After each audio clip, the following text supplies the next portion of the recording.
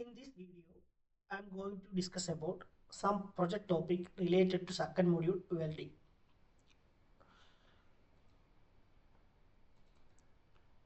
See, one of the simplest topic is defect analysis in welding process.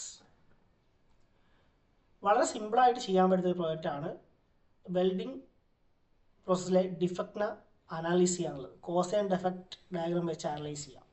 ഇത് അതിൻ്റെ example ആയിട്ടുള്ള ജേണലാണ്. ആർക്ക് welding വർക്ക്ഷോപ്പുകൾ available ആയിരിക്കും. ദെൻ ഒരു സർട്ടൻ നമ്പേഴ്സ് ഓഫ് പീസുകൾ ആർക്ക് വെൽഡിങ് ചെയ്തതിന് ശേഷം അതിൻ്റെ ഡിഫക്റ്റിനെ എന്ത് ചെയ്യുക, അനലൈസ് ചെയ്യുക.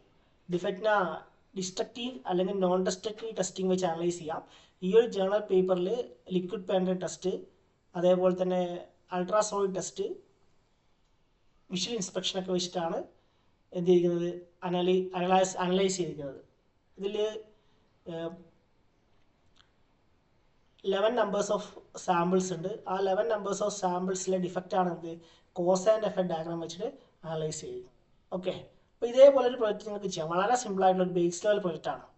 അതായത് ഒരു 10 നമ്പർ ഓഫ് പീസ് എന്ത് ചെയ്യുക, വെൽഡ് ചെയ്യുക, അതിനുശേഷം അതിലെ ഡിഫക്റ്റ് എന്ത് ചെയ്യുക, അനലൈസ് ചെയ്യുക. വേണേൽ ഒരു മൈക്രോ സ്ട്രക്ചറൽ സ്റ്റഡി, വെൽഡ് ബീഡിൻ്റെ ഒരു മൈക്രോ സ്ട്രക്ചറൽ സ്റ്റഡിയും കൂടി എന്ത് ചെയ്യാം, കണ്ടക്ട് ചെയ്യാം. അവൈലബിൾ ആണെങ്കിൽ, നമുക്ക് ചെയ്യാൻ പറ്റുന്നതാണെങ്കിൽ കണ്ടക്ട് ചെയ്യാം. ഓക്കെ, ഇതൊരു സിമ്പിളായിട്ടുള്ള ഒരു പ്രൊജക്റ്റാണ്. വെൽഡിംഗ് ഡിഫക്ട്സിൽ നിങ്ങൾക്ക് ഒരുപാട് ഏരിയ ഉണ്ട് പ്രൊജക്റ്റ് ചെയ്യാൻ വേണ്ടിയിട്ട്. കാരണം ടിഗ് വെൽഡിങ്ങിൻ്റെ ഡിഫക്റ്റ് എടുക്കാം, മിഗ് വെൽഡിങ്ങിൻ്റെ ഡിഫക്റ്റ്, അതേപോലെ തന്നെ അവൈലബിൾ ആണ്. നമുക്ക് ഒരുപാട് ആർക്ക് വെൽഡിങ് പ്രോസസ്സ് ഉണ്ട് അല്ലേ. അപ്പോൾ ഓരോ പ്രോസസ്സിലെയും ഡിഫക്റ്റിന് എന്ത് ചെയ്യാൻ പറ്റും, അനാലിസിസ് ചെയ്യാൻ പറ്റും. ഡിഫക്റ്റ് റെഡ്യൂസ് ചെയ്യാനുള്ള മാർഗങ്ങൾ സജസ്റ്റ് ചെയ്യാം. Okay,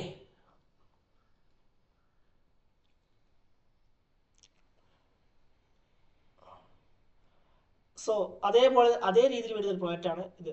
comparative evaluation of welding defect in TIG and MiG welding using non destructive testing method.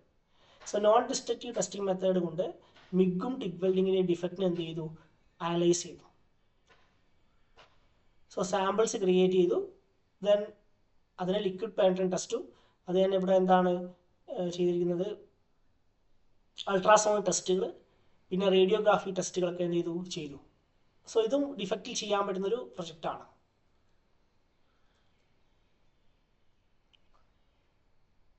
Okay, അടുത്തതെന്ന് പറയുന്നത് ആൻസിസ് ഉപയോഗിച്ചിട്ട് ആൻസിസ് വർക്ക് ബെഞ്ചിലോ സോളിഡ് വർക്സിലോ വെൽഡിംഗ് പ്രോസസ്സിനെ സിമുലേറ്റ് ചെയ്യാം. ഏതെങ്കിലും ഒരു വെൽഡഡ് ജോയിന്റ് ക്രിയേറ്റ് ചെയ്തിട്ട് സോളിഡ് വർക്സിൽ, അതേപോലെ തന്നെ ആൻസിസ് വർക്ക് ബെഞ്ച് സോഫ്റ്റ്വെയർ, അതിൽ എന്ത് ചെയ്യാം, നമുക്ക് വെൽഡിങ് എന്ത് ചെയ്യാം, സിമുലേഷൻ നടത്താം. അത് വളരെ സിമ്പിളായിട്ടുള്ളൊരു പ്രൊജക്റ്റാണ്. ഫാബ്രിക്കേഷൻ ചെയ്തില്ല എങ്കിലും സിമുലേഷൻ മാത്രം മതി. ഓക്കെ,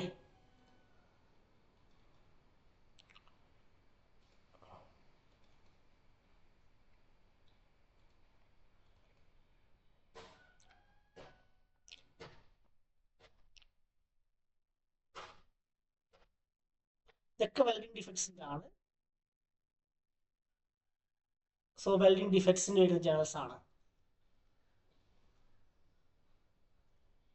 പിന്നീട് റെസിസ്റ്റൻസ് വെൽഡിങ്ങിലാണ്.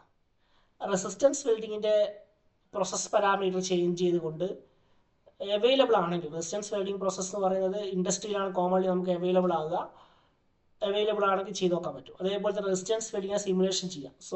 സോളിഡ് വർക്സിലും ആൻസിസ് വർക്ക് ബെഞ്ചിലും സിമുലേഷൻ ചെയ്യാം. സോ ടിഗ് വെൽഡിംഗ്, മിഗ് വെൽഡിങ്ങിലെ പാരാമീറ്റേഴ്സ് ചേഞ്ച് ചെയ്തുകൊണ്ട് അതിൻ്റെ വെൽഡിംഗ് പ്രോപ്പർട്ടീസ് ചേഞ്ച് ആവുമോ എന്നുള്ളത് ഒരു അനാലിസിസ് ചെയ്യാം.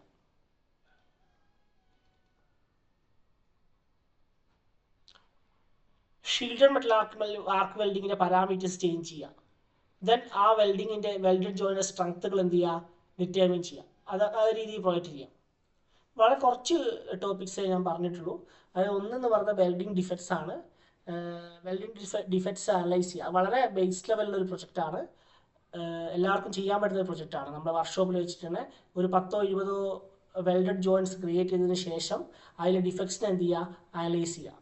ലിക്വിഡ് പാൻഡർ ടെസ്റ്റോ, അൾട്രാസൗണ്ട് ടെസ്റ്റോ, വിഷ്വൽ ഇൻസ്പെക്ഷനോ, ദെൻ ആ ഡിഫക്ട്സിനെ റെഡ്യൂസ് ചെയ്യാനുള്ള മാർഗ്ഗങ്ങൾ കോസ് ആൻഡ് എഫക്റ്റ് വെച്ചിട്ട് സജസ്റ്റ് ചെയ്യാം. ദെൻ വേണമെങ്കിൽ ഒരു മൈക്രോ സ്ട്രക്ചറൽ സ്റ്റഡി, വെൽഡഡ് ജോയിൻറ്റ്സിൻ്റെ മൈക്രോ സ്ട്രക്ചറൽ സ്റ്റഡി എന്ത് ചെയ്യാം, നടത്താം. ഓൾറെഡി നിങ്ങൾ മെറ്റീരിയൽ സയൻസ് പഠിച്ചതായതുകൊണ്ട് തന്നെ മൈക്രോ സ്ട്രക്ചറൽ സ്റ്റഡി അല്ലെങ്കിൽ ഗ്രെയിൻ സ്റ്റഡിയൊക്കെ കണ്ടക്ട് ചെയ്യാൻ വലിയ ബുദ്ധിമുട്ടാവില്ല. ഓക്കെ.